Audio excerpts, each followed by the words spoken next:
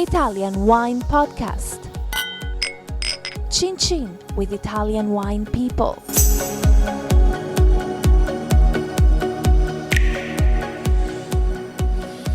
Hello, this is the Italian Wine Podcast with me, Monty Waldin. My guest today is Michael Schmelzer of the Monte Bernardi Winery in Panzano in the heart of Tuscany's Chianti Classico region. Welcome, Michael. Thank you, Monty. So, Michael, let's start by talking a little bit about your family. You have a German-American background and your family bought the estate in 2003, is that right? That's correct. My father's German, my mother's American. Basically, we ended up at the property with an idea of bringing all the family together with this idea of running a family winery. I was already in Australia on a path to making wine, and my sister was in another part of the world in Germany. My parents were thinking about their retirement a little bit further ahead, and it was actually my sister who came up with the idea, said, well, what if you retire on some vineyards? Maybe Michael and I could make a business out of it. So we kind of started with that idea and looked for the perfect place. My parents would enjoy their retirement with their kids around, and my sister and I could actually get a wine business together. So your sister's Jennifer. Who actually discovered that Monte Bernardi was up for sale? Actually, it was Sean O'Callaghan. When we were first looking in this area, I knew Sean a few years before we started looking for a property. Who is Sean, briefly? Sean is a friend who had been making the wine at a winery in Gaiole called Regio for many, many years. He actually inspired me to go into winemaking because he was the first foreigner in Italy that I met that was making wine, and it kind of made me think that it was actually something you didn't have to be born in. So it was kind of actually a critical piece to me that I needed when I was already saying, I don't want to go the food route, which was my first passion. So you studied culinary art, didn't you? That's right. I did the whole cuisine pastry degree at Le Cordon Bleu. In the States? No, in Paris and in London. In the Paris part, we would visit winemakers, talk about winemaking philosophies, and it really started my wine bug. And then I met Sean, and that was the last piece that I needed. I was like, I know exactly what I want to do. So, but you grew up in rural America, is that right? I grew up in actually not rural, but suburban America in my younger years. Then whereabouts? Michigan, suburbs of Michigan. And then we moved to Germany because of my father's career, and I finished high school in Germany. I was actually born in Italy by chance, which probably made me always very aware of things Italian and kind of an abnormal pride for things Italian. How come you were born here by chance? Did your mum not realise that you just popped out, or what? How did that work? No, my father's career had us move quite a bit when we were younger, and then towards the end of our at least my life with my family, when living with my parents. So we moved to Germany in my early teens. I finished high school in international school in Germany, and that really accelerated my passion for food. I started working kitchens, and I worked in German restaurants and then primarily Italian restaurants. And I said, I want to make a go of this. So I started learning about culinary arts and decided on going to Le Cordon Bleu in Paris. And by the time I finished the degree, which was in the summer hiatus of my undergrad degree at CU Boulder, I think I already knew I didn't want to pursue the culinary arts for my profession. So it was very good timing that I got introduced to this world of wine that I now find myself in. So when you or your family acquired Monte Bernardi, it already had like 900 years plus of history. Was that a even bigger responsibility, or was it an advantage? That's a great question. I think I should say that I studied winemaking and viticulture in Australia, and it was such a phenomenal experience for me because there you don't really have a lot of history of winemaking practices. You can find every grape variety grown there, extremely perfect climate to grow a lot of these grapes, but you don't have a lot of the culture and history behind those winemaking practices and styles, so they might all be made in a kind of a similarly modern way. When I arrived, I just absolutely loved all the wines there and the varieties, and they were so generous and so obvious. But by the time I got towards the end, 4 years, I think I kind of knew knew that I had, my palate was changing and I was becoming more aware of European styles and subtle kind of characteristics in wine. So it was great in the sense that when I came to Monte Bernardi, I had a pretty clear idea that I wanted to make something that could only be made not only in Chianti Classico, but at Monte Bernardi in Panzano and Chianti. So every decision really that I've made since the beginning has been to try to keep it as simple, as straightforward as possible in the winery and just kind of emphasize the place and the climate and the qualities that are inherent to this very small part of Chianti Classico. Some of your early vintages, like 2005, for example, were incredibly tough, and you'd already kind of chosen the organic stroke biodynamic route. How did you deal with that? That's right. I look at that as being extremely fortunate because I was tested early, let's say, because I had a lot of theory. I was into biodynamics in Australia, but I didn't have a lot of practice under my belt, so especially in the vineyard. So having a challenging year like 2005 basically taught me that in a wet, difficult vintage, because it was quite wet towards the end of the year, near harvest, giving your vines kind of the best support from the ground up makes them stronger and more resistant to pests and diseases. And neighbors who maybe were more taking a more conventional approach actually had mold problems sooner than we did and lost more fruit and had, I think, weaker results, the final quality. But did they just see that as your beginner's luck? Oh, this new guy, he's just got a bit lucky this year. Well, no Italian will ever admit that you made something better than they did. So I certainly don't think anyone was patting me on the shoulder and saying, oh, you made an amazing 2005. But the great years often give me less satisfaction. They feel like the easy years. Yeah, the easy years in a sense. One, they're a little bit overly generous. And then there's a lot of great wines in that vintage. The truly satisfying years are those kind of more challenging vintages like 2014, like 2005. When I look back in the last few years, actually 2014, it gives me more satisfaction than many of the other, like 2013 is the better vintage, no doubt. But 2014 gives me more satisfaction because we worked so well in the vineyard. We had very healthy grapes, farming organically, never compromising goals that we set out from day one. And we resulted with some of my favorite wines that I've ever made. So I think I've learned from experience that you learn in school to be overly conservative and overly protective, and you don't know what's possible until you kind of push the limits. That being said, I'm not someone who's going to risk my family's future spraying something like Milkway that could end up having me lose, half my crop because I want to be a pioneer in using less or no copper, let's say. I'm definitely conservative in my approach, but I can proudly say that we've never used anything that we said that we wouldn't do from day one. And I feel more confident now than ever that we over-rely on those things and that we can pull back from those places, and even in less areas, we can lower our spray dosages, lengthen the time between sprays, and still come out with very high-quality, healthy grapes at the end of the year. Okay, let's talk a little bit about Chianti Classico and the region as a whole and the kind of the politics of it. Most people involved in wine, certainly in Italian wine, and people who love Sangiovese see Chianti Classico as one of the great wines on the planet, not just in Italy. But if I walk into any decent fine wine shop, I'll find probably a dozen Brunellos, a dozen red Bordeaux, a dozen red Burgundies, and I'll find at most one or two Chianti Classico. Absolutely. Why is that? That's an extremely frustrating thing as a Chianti Classico producer. That, to me, is a direct result of the way we market and sell the wines of Chianti Classico, more of a brand and less about the territory of Chianti Classico.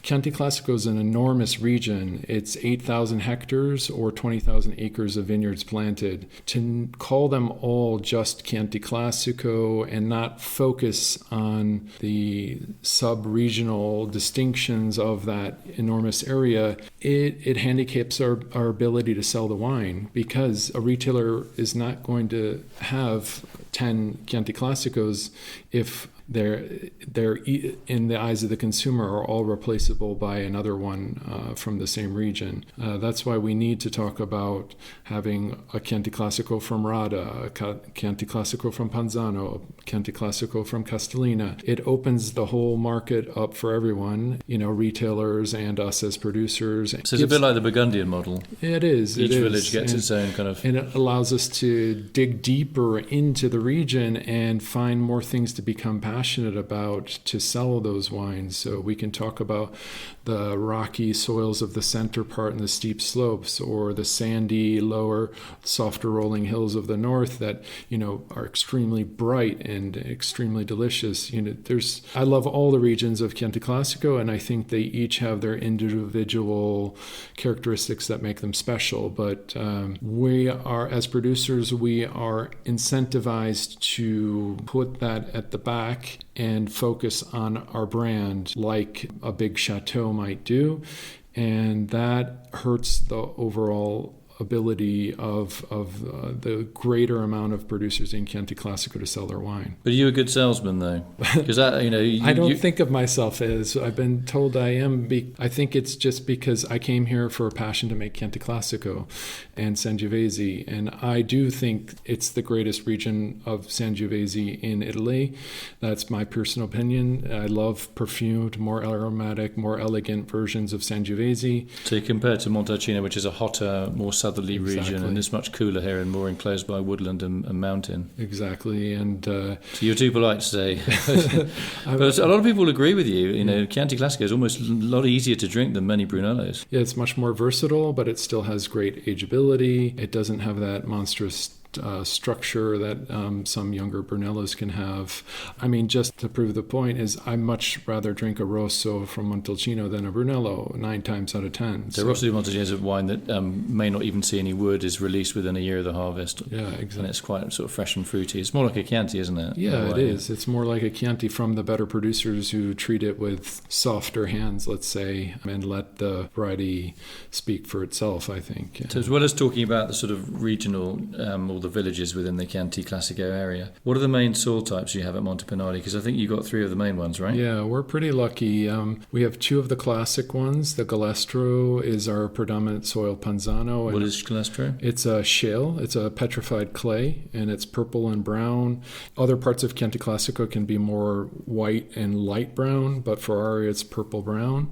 That's probably at least 80% of Panzano is on the Galestro. Then you have limestone Albarese, which is the second most predominant soil in Panzano, but we only have about 10% of that. And then we have a rare sandstone called Pietraforte with veining of quartz. That is a very old hard stone that we are the only producer, I think, in Panzano that has Sangiovese on that soil type. So how does Sangiovese's taste or aroma or even colour change on the Galestro compared to the Arenaria and compared to the Albarese? Inherently, the Pietraforte, the sandstone, and the limestone are lighter, more reflective, so you're going to get more tannin production in skin, so more structured Sangiovese. You can also get a darker berry fruit spectrum because you're getting that added sunshine, whereas the Galestro, it's dark, it absorbs heat, radiates heat at night. You don't really get any extra reflection.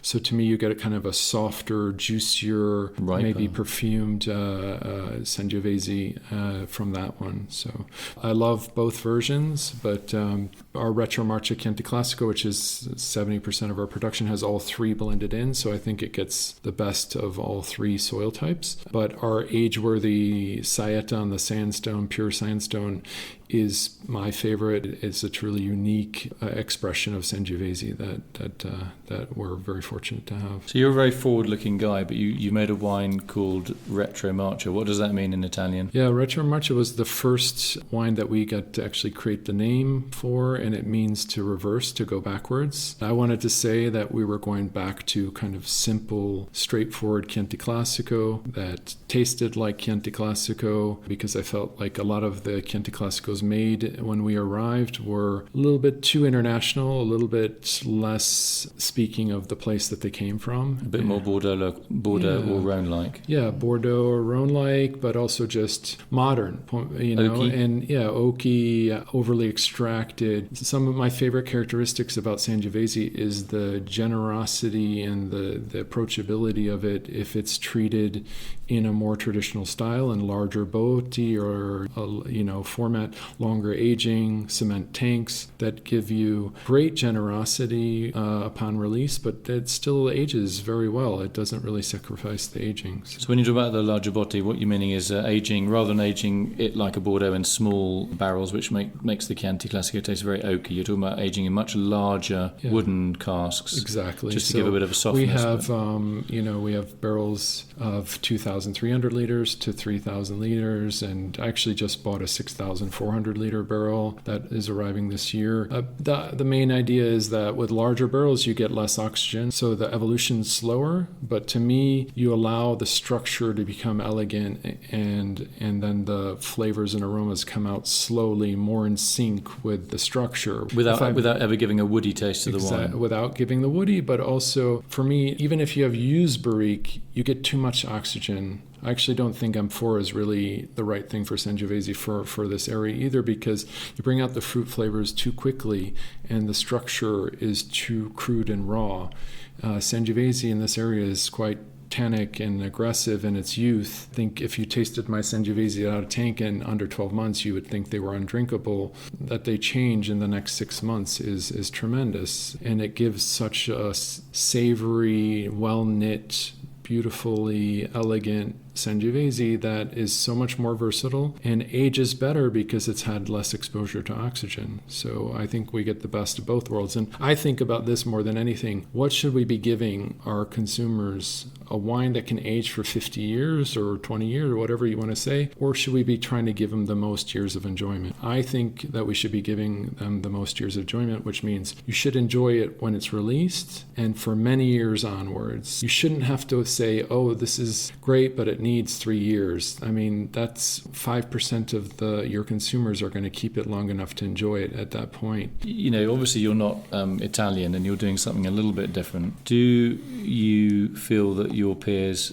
are interested in what you do? They think that you're doing a good job, or is there not much communication? You know, your ideas, obviously, you talk about marketing, the fact that you actually study this kind of thing, and you're talking about making wines that are incredibly versatile, that almost you could sell it every single day, rather than say, right, you've got to put this one away for 10 years, because as you said, nobody wants to do that. Are people kind of copying you, or are they still stuck in their ways, do you think? I definitely have seen a return to the larger barrels, which I love. I feel like I enjoy a lot more wines of my peers than I did 10 years ago. So I love that. I don't think of it as competition. I think there's so little Chianti Classico really in the grand scheme of things that there's a market for all of us. But I don't like wines that don't express the place, because I've made wines in places like that, and I think that we're in a place that's too expensive to make wines like that. We need to make wines that express where they come from, and every introduction of new technology, new techniques often strip away a layer of that. Whether my peers agree with me, I don't really think about it too much. I want them to make the wines that they want to drink and they want to sell. I think that's the key to being a good salesperson, and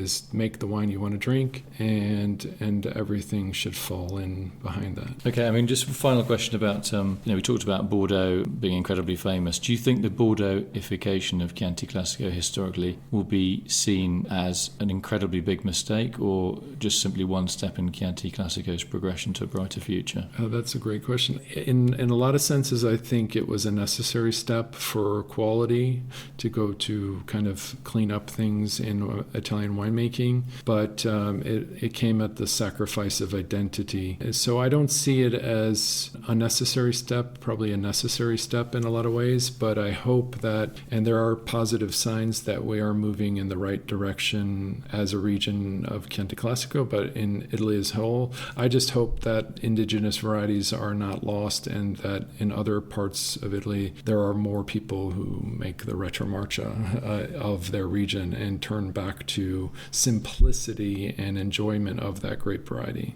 Cool. Michael Schmelzer of the Monte Bernardi Winery. It's been a pleasure to talk to you today on the Italian Wine Podcast and hear some of your very passionate but quietly expressed views on Sangiovese and on the region as a whole. I think for me you're a real beacon in Italian wine, because your range, from the less expensive wine to the top, are all incredibly drinkable, and the soil differences really come through. And if I was a student of wine, this would be my first stop for Sangiovese. Thank you very much, Monty. It's always a pleasure. Always a pleasure to see you. Thanks, Michael. There we go. Nice one. Thank you. Follow Italian Wine Podcast on Facebook and Instagram.